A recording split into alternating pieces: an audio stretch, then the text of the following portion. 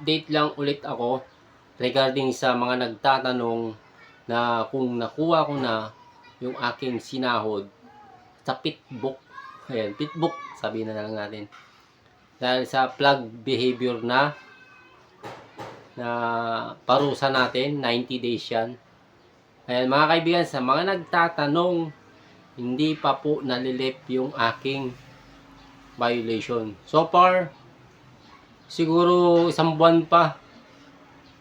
Estimate ko this August sana.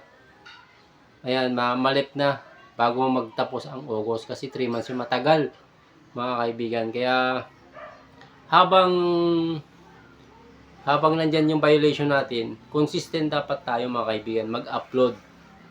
Opo, huwag tayo mawalan ng pag-asa. Kasi darating at darating, nandyan talaga ang problema. Mas malala, mas malupit si Pitbook kaysa kay Lolo Y. Alam niyo na kung sino yung tinutukoy ko mga kaibigan. At muli, sa mga katulad ko na ganun lang senaryo, hanggang ngayon nag-aantay, alam niyo kung magkano yung sinahod, sasahurin ko dapat nasa 40, I think 40,000 plus yan eh. So, kahit ako, nawawalan din ako ng gana, pero hindi ako nawawalan dahil alam ko, ibibigay din yan basta malip yung violation natin.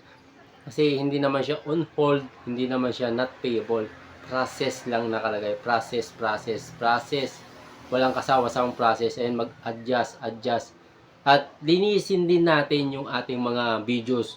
Kung alam mong meron kang nilabag na may mga watermark, mostly yan sa mga kaibigan natin na nag-upload sa mga account nila na may watermark, kasi bawal yan na TikTok, ayan. Tapos i-upload mo sa Pitbook mo. Bawal na bawal yan. May mga watermark.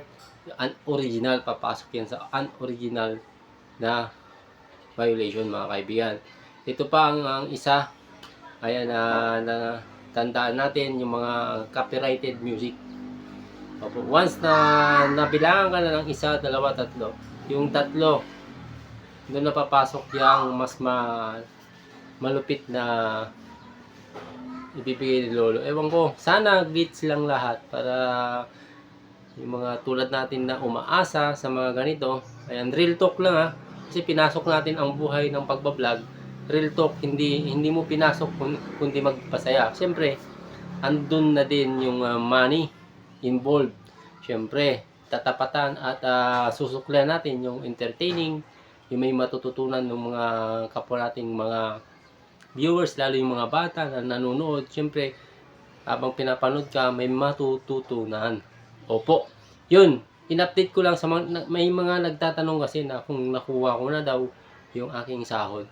Hindi pa po, kasi hindi pa po natatapos yung aking violation. Opo, yun lamang po. Maraming salamat po.